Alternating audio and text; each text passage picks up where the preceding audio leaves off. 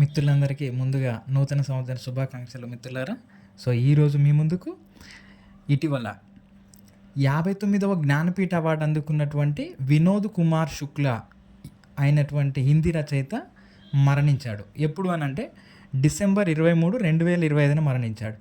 ఈయన జననం వచ్చేసి 1937 జనవరి 1వ తారీఖున ఛత్తీస్గఢ్ రాష్ట్రంలోని రాజనంద్ గావ్ అనేటటువంటి గ్రామంలో జన్మించాడు.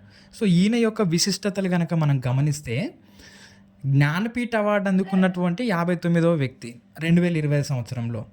ఛత్తీస్గఢ్ రాష్ట్రం నుండి అయితే మొదటి వ్యక్తి, హిందీ భాషలో మొత్తంగా అయితే 12వ వ్యక్తి. అంటే మీరు ఇక్కడ 3 అంశాలు గుర్తుపెట్టుకోవాలి మిత్రులారా.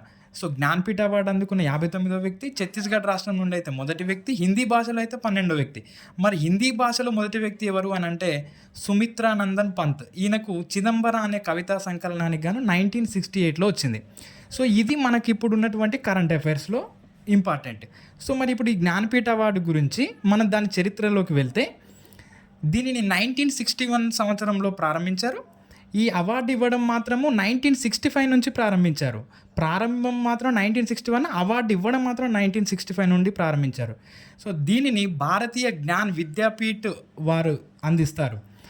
భారతదేశపు సాహిత్య పురస్కారాలలో అత్యున్నతమైనది. భారతీయ అధికార భాషలు అంటే 8వ షెడ్యూల్లో ఉన్నటువంటి 22 భాషలు మరియు ఈ ఒకటేంటి అని అంటే ఆంగ్లం. అంటే మొత్తంగా 23 భాషలలో ఈ అవార్డును అందిస్తారు. ఒక భాషా సాహిత్యానికి ఈ పురస్కారం లభించిన తర్వాత ఆ భాషను 3 సంవత్సరాల పాటు కూడా ఈ పురస్కారానికి పరిశీలించరు. అంటే ఫర్ ఎగ్జాంపుల్, ఒక భాషకు అవార్డు ఇయర్ వచ్చిందనుకోండి, మళ్ళీ దాన్ని 3 సంవత్సరాల వరకు కూడా దాన్ని పరిశీలించరు. అలాగే ఈ అవార్డు పొందినటువంటి మొట్టమొదటి వ్యక్తి ఎవరు అని అంటే జి శంకర్ కురుప్. ఈయన మలయాళ రచయిత. ఆయన రచన వచ్చేసి వడకూజల్ అనేటటువంటి రచనకు కానీ ఈయనకు మొట్టమొదటి జ్ఞానపీఠ అవార్డు లభించింది.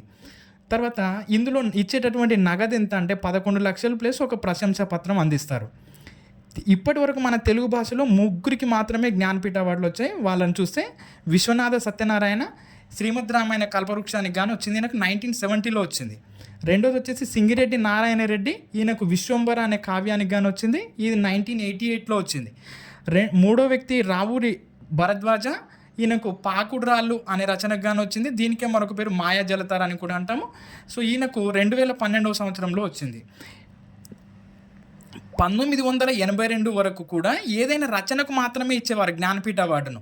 1982 తర్వాత ఏం చేశారు అని అంటే, ఆ సాహిత్యము అంటే ఏదైనా ఒక సాహిత్యం అభివృద్ధి చెందడం కోసము పాటుపడినటువంటి కవికి కానీ రచయితకి కానీ ఇవ్వడం ప్రారంభించారు. సేవకు కూడా. తర్వాత భారత సాహిత్యానికి చేసిన సేవ కూడా అందిస్తున్నారు 1980 నుంచి. ఈ అవార్డు అందుకున్నటువంటి తొలి మహిళ ఆశపూర్ణాదేవి. ఈమెకు 1976లో వచ్చింది ఈ అవార్డు. ఈమె బెంగాలీ సాహిత్యం ద్వారా మహిళల అభ్యున్నతి కోసం పాటుపడినటువంటి రచయిత్రి. తర్వాత ఆంగ్ల భాషలో ఈ అవార్డు అందుకున్నటువంటి మొట్టమొదటి వ్యక్తి అమితావ్ ఘోష్. ఈయనకు ది గ్రేట్ డిరేంజ్మెంట్ అనేటటువంటి రచనకు గాను వచ్చింది, ఈయనకు 2018లో వచ్చింది. అంటే జ్ఞానపీఠ అవార్డుకు సంబంధించి మనకు కరెంట్ అఫైర్స్ అయితేనేమో ఇక్కడ పైన ఉన్నటువంటి సమాచారం, దాని గురించి ఉన్నటువంటి సమాచారం అంతా ఇక్కడ వచ్చేసింది. మిత్రులారా, మిమ్మల్ని అందరినీ కోరుకునేది ఒకే ఒకటి, మన ఛానల్ని సబ్స్క్రైబ్ చేయండి, లైక్ చేయండి, మీ మిత్రులకు షేర్ చేయండి.